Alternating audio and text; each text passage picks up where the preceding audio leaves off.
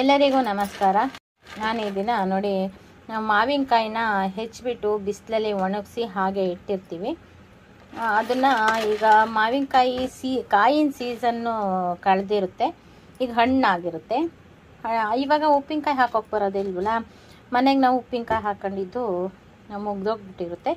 ಈ ಟೈಮಲ್ಲಿ ಮತ್ತೆ ಫ್ರೆಶ್ ಆಗಿ ಈ ಒಣಗಿಸಿಟ್ಟಿದ್ದಂಥ ಮಾವಿನಕಾಯಿನಲ್ಲಿ ಯಾವ ರೀತಿ ಉಪ್ಪಿನಕಾಯಿ ಹಾಕೋದು ಅಂತ ತೋರಿಸ್ತಾ ಇದ್ದೀನಿ. ಇದ್ರ ಮೇಲೆ ಧೂಳು ಎಲ್ಲ ಇರುತ್ತೆ, ನಾವು ಒಣಗಾಕಿರ್ತೀವಲ್ಲ ಬಿಸಿಲಿಗೆ, ಆವಾಗ ಅದಕ್ಕೆ ನೋಡಿ ಇವಾಗ ಒಂದು ಮಣ್ಣಿನ ಪಾತ್ರೆಯಲ್ಲಿ ನೀರನ್ನು ಕುದಿಯೋಕ್ಕಿಟ್ಟಿದ್ದೀನಿ. ಈಗ ಈ ಮಾವಿನಕಾಯಿನೆಲ್ಲ ಈ ಕುದಿಯೋ ನೀರಿಗೆ ಹಾಕಬೇಕು. ಈಗ ಕುದಿಯೋ ನೀರಿಗೆ ಹಾಕಿದ್ದೀನಲ್ಲ, ಒಂದು ಸ್ವಲ್ಪ ಒಂದು ಕುದಿ ಕುದಿಸಿದ್ರೆ ಇದು ಗಾಜಿನ ಥರ ಆಗಿರುತ್ತೆ ಒಣಗಿಬಿಟ್ಟು. ಈಗ 2 ತಿಂಗಳಾಯಿತು ನಾನು ಈ ಮಾವಿನಕಾಯಿನ ಒಣಗಿಸಿ ಇಟ್ಟು, ಗಾಜಿನ ಥರ ಆಗಿರುತ್ತೆ, ತೆಗೆದಿಟ್ಟಿರ್ತೀವಿ. ಈಗ ಅದು ಒಂದು ಸ್ವಲ್ಪ ಮೆದು ಆಗಬೇಕಲ್ಲ, ಅದಕ್ಕೆ ಒಂದು ಕುದಿ ಕುದಿಸೋಣ. ಈಗ ನೋಡಿ ಮುಚ್ಚಿ ಒಂದು ಕುದಿ ಕುದಿಸ್ತೀನಿ. ಇದು ಫುಲ್ ಹಾಗೆ ತೊಳೆದು ಒಂದು 2-3 ದಿನ ಕಳಿಯುತ್ತೆ ಅಂತ ಹಾಗೇನೂ ಬಿಡ್ತಾರೆ. ನಾನು ದಿಢೀರ್ ಅಂತ ಮಾಡ್ಕೋಬೋದು ಅಂತ ಒಂದು ಕುದಿನ ಕುದಿಸ್ಕೊಳ್ತೀನಿ ಅಷ್ಟೇ.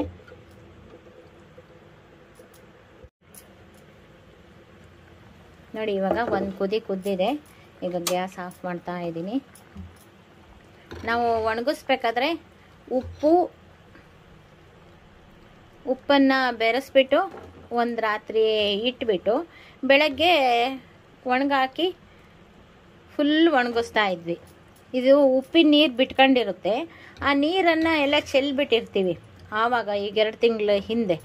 ಇವಾಗ ಒಣಗಿರುತ್ತೆ, ಒಂದು ಸ್ವಲ್ಪ ಉಪ್ಪಿನ ಅಂಶ ಇರುತ್ತೆ, ತೀರ ಜಾಸ್ತಿ ಉಪ್ಪು ಹಾಕಬಾರ್ದು, ಉಪ್ಪನ್ನು ನೋಡ್ಕೊಂಡು ಹಾಕಬೇಕು. ನಾನು ಇದನ್ನು ಇವತ್ತು ಈ ರೀತಿ ಮಾಡ್ತೀನಲ್ಲ, ಈ ತಕ್ಷಣ ಬಿಸಿ ಇರೋದನ್ನೇ ಮಾಡಬಾರ್ದು, ಫುಲ್ ಆರ್ವಾಸಿ ಮಾಡ್ಕೋಬೇಕು. ಇಲ್ಲಾಂದರೆ ಈ ಥರ ಮಾಡಿಬಿಟ್ಟು ನಾಳೆ ಇದಕ್ಕೆ ಖಾರ ರುಬ್ಬಿ ಉಪ್ಪಿನಕಾಯಿ ಮಾಡೋದು ತುಂಬ ಚೆನ್ನಾಗಿರುತ್ತೆ. ಇದರಲ್ಲಿ ನೋಡಿ ಧೂಳು ಏನಾದರೂ ಇದ್ದರೆ ನೀರೊಳಗಡೆ ಬಿಟ್ಕೊಳ್ಳುತ್ತೆ. ನಾವು ನೀಟಾಗೆ ಒಣಗಾಕಿರ್ತೀವಿ, ಅದರಲ್ಲೂ ವಾತಾವರಣದಲ್ಲಿ ಒಂದು ಸ್ವಲ್ಪ ಗಾಳಿ ಆಡಿದಾಗ ಎಲ್ಲ ಧೂಳು ಬಂದಿರುತ್ತಲ್ಲ, ಅದನ್ನು ಹೋಗಿಸ್ಕೊಳ್ಳಿಕ್ಕೋಸ್ಕರ ನಾವು ಹಿಂಗೆ ಬಿಸಿನೀರಲ್ಲಿ ತೊಳೆದಾಗೂ ಆಗುತ್ತೆ. ಇದನ್ನೇನು ನಾವು ಕಿವುಚಿ ತೊಳೆಯೋದೇನು ಬೇಡ, ಹಾಗೆ ಹಿಂಗೆ ಬೇಯಿಸ್ಕೊಂಡು ನೋಡಿ ಈ ಥರ ಬಸ್ಕೊಂಡು ಇಟ್ಕೊಂಡಿರ್ತೀನಿ. ನೋಡಿ ಇವಾಗ ಒಂದು ಸ್ವಲ್ಪ ಮೆದು ಆಗಿದೆ. ಇದನ್ನು ಖಾರ ರುಬ್ಬಿ ಕಲಸಿ ಇಟ್ಬಿಟ್ರೆ ತುಂಬ ಚೆನ್ನಾಗಿರೋ ಉಪ್ಪಿನಕಾಯಿ ಆಗುತ್ತೆ. ಮಾವಿನಕಾಯಿ ಸೀಸನ್ನು ಇದು, ಖಾರ ರುಬ್ಬಿ ಅದರೊಳಗಡೆ ನೆಂದಾದಮೇಲೆ ಮಾವಿನಕಾಯಿ ದಪ್ಪನೇ ಬರುತ್ತೆ. ಇವಾಗ ಸಣ್ಣದಾಗಿದೆಯಲ್ಲ, ಅದು ಮಾವಿನಕಾಯಿ ದಪ್ಪನೇ ಬರುತ್ತೆ, ತುಂಬ ಚೆನ್ನಾಗಿರುತ್ತೆ. ಇದು ಕೂಡ ಬಾಡಿಸಿ ಹಾಕಿದ್ದೆ ತುಂಬ ಚೆನ್ನಾಗಿರುತ್ತೆ ಮಾವಿನಕಾಯಿ ಅಂತ ನಮ್ಮ ಅಜ್ಜಿ ಎಲ್ಲ ಹೇಳೋರು. ಹಸಿದೆ, ಇದು ತುಂಬ ದಿನ ಬಾಳಿಕೆ ಕೂಡ ಬರುತ್ತೆ. ನಾವೀಗ ರುಬ್ಬಿಡ್ತೀವಲ್ಲ, ಆದ್ದರಿಂದ ಫ್ರಿಜ್ಜಲ್ಲಿ ಇಟ್ಕೊಂಡ್ರೆ ತುಂಬ ದಿನ ಬಾಳಿಕೆ ಬರುತ್ತೆ. ಮೇಲಿಟ್ರೂ ಕೂಡ 1-1.5 ತಿಂಗಳು 2 ತಿಂಗಳು ತನಕ ಹಾಗೆ, ಅಂದರೆ ಹಸಿ ಕೈಯಲ್ಲಿ ಮುಟ್ಟಲೆ ಹಾಗೆ ನೀಟಾಗಿ ನೋಡಿಕೊಂಡ್ರೆ ಉಪ್ಪಿನಕಾಯಿನ ತುಂಬ ಚೆನ್ನಾಗಿ ಬಾಳಿಕೆ ಬರುತ್ತೆ. ನೋಡಿ ಇದರೊಳಗಡೆ ಇರೋ ಧೂಳು ಎಲ್ಲ ಹೋಗಿರುತ್ತೆ. ಈಗ ಇದೇ ನೀರನ್ನೇ ನಾವು ಯಾವುದಕ್ಕೂ ಉಪ್ಪಿನಕಾಯಿಗೇನು ಬಳಸೋದಿಲ್ಲ, ಆದ್ದರಿಂದ ಇದನ್ನು ತೆಗೆದುಬಿಡ್ತೀನಿ. ಈಗ ನೋಡಿ ಇದೇ ಪಾತ್ರೆಯಲ್ಲಿ ಬೇರೆ ಒಳ್ಳೆ ನೀರನ್ನು ಹಾಕಿ ಮತ್ತೆ ಕಾಯಿಸಿ ಇಟ್ಕೊಳ್ತೀನಿ. ಅಂದರೆ ನಾವು ಉಪ್ಪಿನಣಿ ಅಂತ ಮಾಡ್ತೀವಲ್ಲ, ಆ ಥರ ಮಾಡಿ ಇಟ್ಕೋಬೇಕು. ಇದನ್ನು ತೊಳೆದಿದ್ದೀನಿ. ಈಗ ನಮಗೆ ಉಪ್ಪಿನಕಾಯಿಗೆ ಎಷ್ಟು ರಸ ಬೇಕೋ ಅಷ್ಟು ಮಾಡ್ಕೋಬೇಕು. ಈಗ ನಾನು ಇದು ನೋಡಿ ಇಷ್ಟು ನೀರು ಹಾಕಿದ್ದೀನಲ್ಲ, ಇದರಲ್ಲಿ ಅರ್ಧಕ್ಕೆ ಬರೋ ಅಷ್ಟು ಕುದಿಸ್ಕೋಬೇಕು ನಾವು ಇವಾಗ. ಅದಕ್ಕೆ ಒಂದು ಸ್ವಲ್ಪ ಅಳಿ ಉಪ್ಪನ್ನು ಕೂಡ ಹಾಕ್ತಾ ಇದ್ದೀನಿ. ಏಕೆಂದರೆ ನಾವು ಫಸ್ಟು ಉಪ್ಪನ್ನು ಹಾಕ್ಕೊಂಡು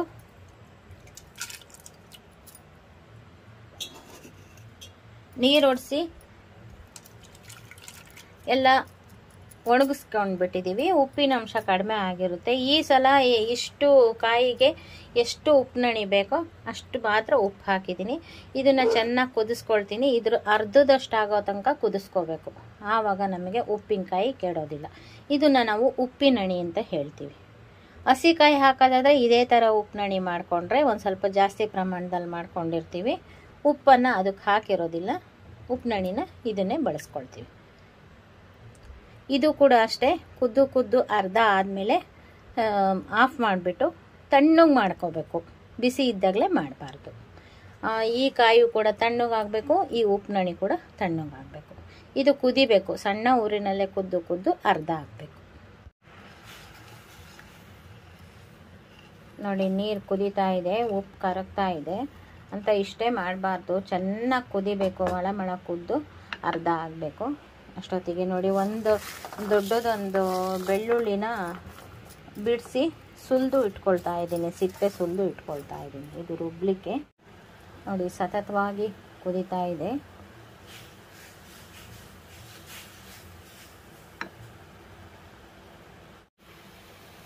ನೋಡಿ ಕಂಪ್ಲೀಟು ಕುದ್ದಿದೆ, ಸಾಕು. ನೋಡಿ ಈ ವೈಟು ಗೆರೆ ಇದೆಯಲ್ಲ, ಈ ಗೆರೆಯಿಂದ ಈ ಗೆರೆವರೆಗೂ ಕಡಿಮೆ ಆಗಿದೆ. ಈಗ ನಾನು ಗ್ಯಾಸನ್ನು ಆಫ್ ಮಾಡ್ತೀನಿ. ಒಂದು ಸ್ಟ್ಯಾಂಡನ್ನು ಇಟ್ಟಿದ್ದೀನಿ, ಇದ್ರ ಮೇಲೆ ಇದನ್ನು ತೆಗೆದಿಟ್ಬಿಟ್ಟು ಆರೋಕ್ಕೆ ಬಿಡ್ತೀನಿ. ನೋಡಿ ತೆಗೆದಿಟ್ಟಿದ್ದೀನಿ, ಇದು ಫುಲ್ ಆರ್ಕೋಬೇಕು, ತಣ್ಣಗಾಗಬೇಕು. ಅಷ್ಟೊತ್ತಿಗೆ ಇನ್ನೂ ಒಂದು ಅಂದರೆ ನೋಡ್ರಿ ಎಣ್ಣೆನ ನಾವು ಕಾಯಿಸಿ ಇಟ್ಕೋಬೇಕಾಗುತ್ತೆ ಇದೇ ಥರ. ಅದು ಕೂಡ ತಣ್ಣಗಾಗಬೇಕು.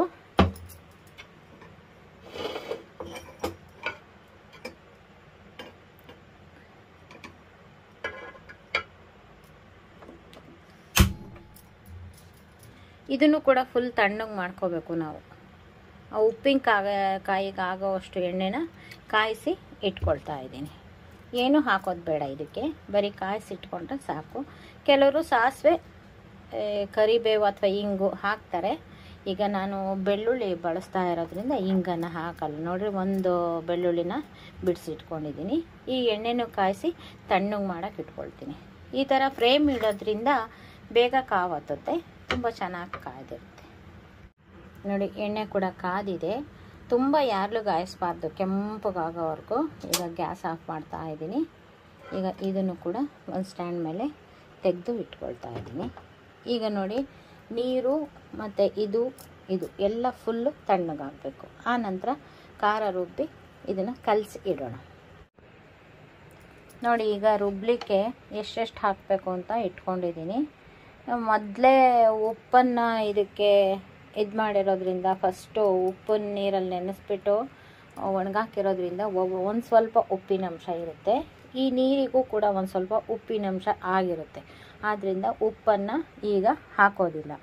ಈಗ ಇಷ್ಟು ತೊಗೊಂಡಿದ್ದೀನಿ. ಇದರಲ್ಲಿ ಒಂದು 3/4 ಖಾರದ ಪುಡಿ ತೊಗೊಂಡಿದ್ದೀನಿ. ಈ ಬಟ್ಲಲ್ಲಿ ನಾವು ಒಣಗಿದಾಗ ಇದರಲ್ಲಿ ಒಂದು 5 ಬಟ್ಲಿಗೆ 1 ಹಾಕಬೇಕು ಖಾರನ ಅಂತ ಇರೋದು. 5 ಬಟ್ಲು ಆಗಿರಲಿಲ್ಲ, ಒಂದು ಸ್ವಲ್ಪ ಕಡಿಮೆ ಇತ್ತು, ಅದಕ್ಕೆ 3/4 ಬಟ್ಲು ತೊಗೊಂಡಿದ್ದೀನಿ. ಇಷ್ಟು ಸಕ್ಕರೆ ಹಾಕ್ತಾಯಿದ್ದೀನಿ, ಇಷ್ಟು ಕಾದಿರೋ ಎಣ್ಣೆ ಹಾಕ್ತಾಯಿದ್ದೀನಿ. ಈಗ ನೋಡಿ ಮೆಂತ್ಯ, ಸಾಸಿವೆ ಇಷ್ಟಿಷ್ಟು ಹಾಕ್ತಾಯಿದ್ದೀನಿ. ಇದೆರಡನ್ನು ಹುರ್ಕೋತೀನಿ. ಒಂದು ಸ್ವಲ್ಪ ಜೀರಿಗೆ ತೊಗೊಂಡಿದ್ದೀನಿ, ಇದನ್ನು ಹಸಿ ಜೀರಿಗೆ ಹಾಕ್ತೀನಿ. ಬೆಳ್ಳುಳ್ಳಿ ಕೂಡ ಹಸಿದು ಹಾಕ್ತೀನಿ. ಒಂದು ಸ್ವಲ್ಪ ಅರಿಶಿನ ತೊಗೊಂಡಿದ್ದೀನಿ. ಇವೆರಡನ್ನು ಒಂದು ಸ್ವಲ್ಪ ಹುರ್ಕೊಂಡು ಈಗ ಇದಷ್ಟನ್ನು ಸೇರಿಸಿ ಒಟ್ಟಿಗೆ ರುಬ್ಕೊಳ್ತಾ ಇದ್ದೀನಿ. ರುಬ್ಬಲಿಕ್ಕೆ ಈ ಉಪ್ಪುನಣಿ ನೀರನ್ನೇ ಹಾಕಬೇಕು, ಮೇಲೆ ಎಣ್ಣೆ ಹಾಕಬೇಕು. ನೋಡಿ ಇವಾಗ ಸಾಸಿವೆ ಮೆಂತ್ಯನ ಹುರ್ಕೋತಾ ಇದ್ದೀನಿ. ತುಸ್ಕೋಬಾರ್ದು, ಕೆಂಪಗೆ ಹುರ್ಕೋಬೇಕು. ಅದ್ರ ಜೊತೆ ಸಾಸಿವೆನೂ ಹಾಕಿದ್ದೀನಿ. ಇಷ್ಟಾದರೆ ಸಾಕು. ಗ್ಯಾಸನ್ನು ಆಫ್ ಮಾಡ್ತಾ ಇದ್ದೀನಿ. ಇದೇ ಶಾಖಕ್ಕೆ ಹುರ್ಕೊಳ್ಳುತ್ತೆ. ನೋಡಿ ಹದವಾಗಿದೆ. ಅದರೊಳಗಡೆ ಬಿಟ್ಟರೆ ಸಾಸಿವೆ ಸೀದೋಗ್ತವೆ, ಅದಕ್ಕೆ ಇದಕ್ಕೆ ಬಗ್ಗಿಸ್ಕೊಂಡಿದ್ದೀನಿ. ನೋಡಿ ಎಷ್ಟು ಹದವಾಗಿದೆ. ಈ ರೀತಿ ಇರಬೇಕು, ಕಪ್ಪುಗಾಗಬಾರ್ದು. ಈಗ ರುಬ್ಕೊಳ್ಳೋಣ. ನೋಡಿ ಸಾಸಿವೆ ಮೆಂತ್ಯ ಸ್ವಲ್ಪನೇ ಇದ್ದರೂ ಕೂಡ ಫಸ್ಟು ಪುಡಿ ಮಾಡಿಕೊಂಡು ಆಮೇಲೆ ಮಿಕ್ಕಿದ್ದೆಲ್ಲ ಹಾಕ್ಕೊಂಡು ನೈಸಾಗಿ ರುಬ್ಕೊಳ್ತಿದ್ದೀನಿ. ನೋಡಿ ಈಗ ರುಬ್ಬಿದ್ದೀನಿ. ಇದರಲ್ಲಿ ಅರ್ಧ ನೀರು ಹಾಕ್ಕೊಂಡು ರುಬ್ಬಿದ್ದೆ. ನೋಡಿ ಈ ಥರ ಗಟ್ಟಿಗಿದೆ. ನಾವು ಬೇರೆ ನೀರನ್ನು ಹಾಕೋಬಾರ್ದು, ಇದು ತಣ್ಣಗಾಗಿದೆ. ನೋಡಿ ಉಪ್ಪುನಣಿ ನೀರಷ್ಟನ್ನು ಹಾಕ್ಕೊಂಡಿದ್ದೀನಿ. ಇದನ್ನು ರುಬ್ಬಿಟ್ರೆ ರಸವಾಗಿ ಆಗುತ್ತೆ ಒಂದು ಸ್ವಲ್ಪ. ಈಗ ರುಬ್ಕೊಳ್ಳೋಣ. ನೋಡಿ ರುಬ್ಕೊಂಡಿದ್ದೀನಿ. ಈಗ ಎಷ್ಟು ಚೆನ್ನಾಗಾಯಿತು ನೋಡಿ. ಈಗ ಇದನ್ನು ಇದಕ್ಕೆ ಕಲಿಸ್ಬೇಕು. ನಾನು ಕಲಿಸೋದಕ್ಕೆ ಇದೇ ಮಣ್ಣಿನ ಪಾತ್ರೆಗೆ ಈ ಮಾವಿನಕಾಯಿಯನ್ನು ಬಗ್ಗಿಸ್ಕೊಳ್ತಾ ಇದ್ದೀನಿ. ಇದರಲ್ಲೇ ಕಲಿಸ್ತಾ ಇದ್ದೀನಿ. ನೋಡಿ ಇದು ಕೂಡ ಫುಲ್ ತಣ್ಣಗಾಗಿದೆ ನೋಡಿ. ಇದಕ್ಕೆ ಅಷ್ಟನ್ನು ಬಗ್ಗಿಸ್ಕೊಂಡಿದ್ದೀನಿ. ಇದು ಫುಲ್ಲು ತಣ್ಣಗಾಗಿದೆ. ಈಗ ರುಬ್ಬಿರೋ ಅಂಥ ಖಾರನ ಹಾಕಿ ಕಲಸೋಣ. ಇದನ್ನೆಲ್ಲ ನೀಟಾಗಿ ಇದು ಮಾಡಿಬಿಟ್ಟು ನೋಡಿ, ಕಲ್ಲರ್ ಎಷ್ಟು ಚೆನ್ನಾಗಿದೆ ಗೊತ್ತಾ. ಇದಕ್ಕೆ ಸಕ್ಕರೆನೂ ಹಾಕಿದ್ದೀನಿ. ಇದ್ರ ಜೊತೆಗೆ ನಾವು ಎಣ್ಣೆನೂ ಹಾಕಿದರೆ ತುಂಬ ಚೆನ್ನಾಗಾಗುತ್ತೆ, ಒಳ್ಳೆ ಖರ್ಜೂರ ಆದಂಗೆ ಆಗುತ್ತೆ. ಇದಷ್ಟನ್ನು ಗೋರ್ಬಿಟ್ಟು ಇದಕ್ಕೆ ಹಾಕ್ತಾ ಇದ್ದೀನಿ.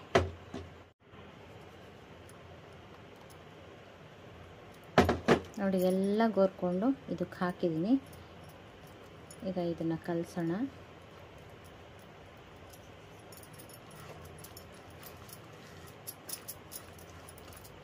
ಒಳ್ಳೆ ಖರ್ಜೂರ ಆದಂಗೆ ಆಗುತ್ತೆ. ಇದ್ರ ಜೊತೆಗೆ ಎಣ್ಣೆ ಸುರಿದ್ಬಿಟ್ಟು ಲಾಸ್ಟಿಗೆ ಕಲಸ್ಬಿಟ್ರೆ ಸಖತ್ತಾಗಿರುತ್ತೆ ಉಪ್ಪಿನಕಾಯಿ.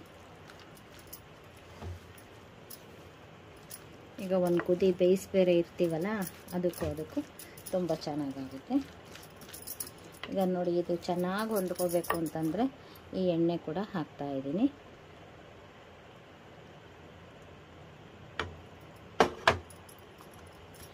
ಎಣ್ಣೆ ಹಾಕಿದ್ಮೇಲಂತೂ ಇನ್ನು ಕಲರು ತುಂಬ ಚೆನ್ನಾಗಾಗುತ್ತೆ.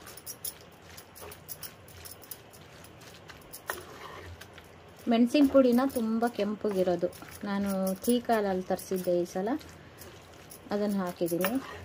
ಹೋದ ಸಲ ಎವರೆಸ್ಟ್ ತರಿಸಿದ್ದೆ, ಅದು ಒಂದು ಸ್ವಲ್ಪ ಕಲರ್ ಕಡಿಮೆ ಇರುತ್ತೆ. ಟೀಕಾಲಲ್ಲಿ ತುಂಬ ಚೆನ್ನಾಗಿರುತ್ತೆ, ಸಖತ್ತಾಗಿರುತ್ತೆ. ನೋಡಿ ಉಪ್ಪಿನಕಾಯಿ ಅಂದರೆ ಉಪ್ಪಿನಕಾಯಿ ಸಖತ್ತಾಗಿ ಬಂತು. ಒಳ್ಳೆ ಖರ್ಜೂರ ಇದ್ದಂಗಿದೆ ನೋಡಿ. ಮಾವಿನಕಾಯಿ ಸೀಸನ್ನು ತಪ್ಪಿ ಹೋದ್ರೂ ಕೂಡ ಮಾವಿನಕಾಯಿನ ಈ ರೀತಿ ಒಣಗಿಸಿಟ್ಕೊಂಡು ನಾವು ಈ ರೀತಿ ಉಪ್ಪಿನಕಾಯಿ ಹಾಕ್ಕೋಬೋದು. ಏನು ಚೆನ್ನಾಗಿದೆ ನೋಡಿ, ಸಖತ್ತಾಗಿ ಬಂತು ನೋಡಿ. ಒಣಗಿಸಿದ ಮಾವಿನಕಾಯಿ ಉಪ್ಪಿನಕಾಯಿ. ಈ ವಿಡಿಯೋ ನಿಮಗೂ ಇಷ್ಟ ಆಗಿದ್ದರೆ ಲೈಕ್ ಮಾಡಿ, ಶೇರ್ ಮಾಡಿ ಮತ್ತು ನಮ್ಮ ಚಾನಲ್ಗೆ ಇದುವರೆಗೂ ಸಬ್ಸ್ಕ್ರೈಬ್ ಆಗಿಲ್ಲ ಅಂದರೆ ಈ ಕ್ಷಣದಿಂದ ಸಬ್ಸ್ಕ್ರೈಬ್ ಆದರೆ ನಿಮ್ಮ ದಿನನಿತ್ಯದ ಅನುಕೂಲಕ್ಕೆ ಬರುವಂತಹ ವಿಡಿಯೋಗಳನ್ನೇ ನಾನು ಮಾಡ್ತಾ ಇರ್ತೀನಿ. Thank you for watching. ಇದು ನಾವು ಒಂದು ಜಾಡಿಗೋ ಅಥವಾ ಸ್ಟೀಲ್ ಬಾಟ್ಲಿಗೋ ಅಥವಾ ಪ್ಲಾಸ್ಟಿಕ್ ಬಾಟ್ಲಿಗೋ ಹಾಕ್ಕೊಂಡು ಏರ್ ಟೈಟ್ ಕಂಟೈನರ್ ಥರ ಮುಚ್ಚಿ ಇಟ್ಕೊಂಡ್ರೆ ತುಂಬ ದಿವಸ ಇಟ್ಕೋಬೋದು. ಆದಷ್ಟು ನೀವು ಫ್ರಿಜ್ಜಲ್ಲಿ ಇಟ್ಕೊಳ್ಳಿ, ತುಂಬ ಚೆನ್ನಾಗಿರುತ್ತೆ, ಸಖತ್ತಾಗಿರುತ್ತೆ. ಈಗ ಕೂಡ ತಿನ್ಬೋದು, ಅಷ್ಟು ಮೆತ್ತಗೆ ಚೆನ್ನಾಗಿದೆ. ಖರ್ಜೂರ ಇದ್ದಂಗಿದೆ, ಮೆತ್ತಗಾಗ್ಬಿಟ್ಟಿದೆ, ಸಖತ್ತಾಗಿದೆ.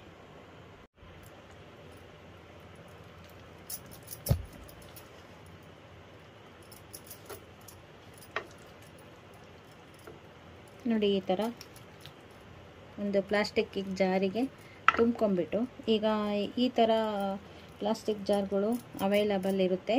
ಥಿನ್ ಪ್ಲಾಸ್ಟಿಕ್ ಇದು ಟಿಫನಿಗೆ ಎಲ್ಲ ಅದಕ್ಕೂ ಉಪಯೋಗಿಸ್ಕೋಬೋದು. ಈಗ ನೋಡಿ, ಇದನ್ನು ಈ ರೀತಿ ಮುಚ್ಚಿಟ್ಬಿಟ್ರೆ ಸಖತ್ತಾಗಿರುತ್ತೆ. ಇದನ್ನು ನೋಡಿ 2-3 ದಿನ ನಾವು ಬಳಸ್ಕೋಬೋದು, ಇಲ್ಲೇ ಓಪನ್ ಆಗಿಟ್ಕೊಂಡು. ಇದನ್ನು ಫ್ರಿಜ್ಜಿಗೆ ಇಟ್ಕೊಂಡ್ಬಿಟ್ರೆ 6 ತಿಂಗಳು, ವರ್ಷ ಕೂಡ ಇರುತ್ತೆ.